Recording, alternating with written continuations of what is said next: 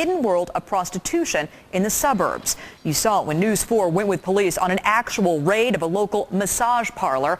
We also focused on the Johns caught paying for sex. Tonight, we're looking at the other side of prostitution, what happens after the suspects are arrested. News 4's Lou Raguse has the next chapter in this ongoing exclusive investigation.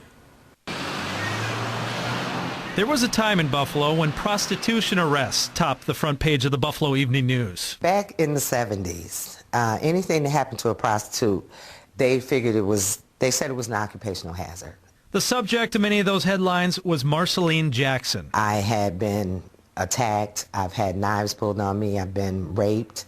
Her criminal record was so long, the printout cascaded onto the floor when held by the police commissioner for this photo. 100 arrests did nothing to steer Marceline from a life walking the streets. She worked for a pimp, was addicted to drugs, and routinely picked pockets. To her, the best way she knew how to provide for her 3 daughters. It was a horrible life, yes. Today in Erie County, Deputy Elizabeth Files with the Sheriff's Office is a human trafficking expert trying to change the way prostitution is perceived. She refers to all prostitutes working for a pimp as sex slaves and pimps as human traffickers. It's part of the effort to stop blaming the women involved and instead target those using coercion to make money selling the bodies of women and often children. Are prostitutes today treated differently than they were 30 years ago? Oh, most definitely. Most definitely. Nobody asked them questions about, if they had injuries, who had done this to them, why were they doing this, who was receiving the money. Files says more often now the goal of officers is get to the person receiving the money. But it's not easy. A lot of the women arrested answer the questions the same way Marceline does. Any woman that's a prostitute today is a prostitute because she wants to be.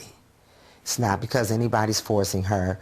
Deputy Files met Marceline at the Erie County Jail 30 years ago. We showed her these recent comments. In many situations, many girls have been raped, have been, beaten, have been stabbed, have been brutalized. And now they look back on it and they say, well, it wasn't that bad. I chose a pimp who was 13 years older than me. He was more of a father figure because I'm still looking to show my father that I'm good. We refer to that as the Stockholm Syndrome. You fall in love with your captor. You fall in love with the person who's abusing you. Marceline isn't living like that anymore. She's out of prostitution, off of drugs, and even wrote a book about her experiences. She says now she wants to dedicate herself to helping young women at risk of the lifestyle she once lived. Just to help them make better decisions with themselves, and to realize that your virtue is all that you have, and you need to protect it and guard it. Meantime, Deputy Files hopes if prostitution returns to Buffalo's headlines, the subject will be those who profit from the use of women and children and those who create the demand. The demand side of this is what's making this just grow rapidly in our community. And I think that needs to be addressed too.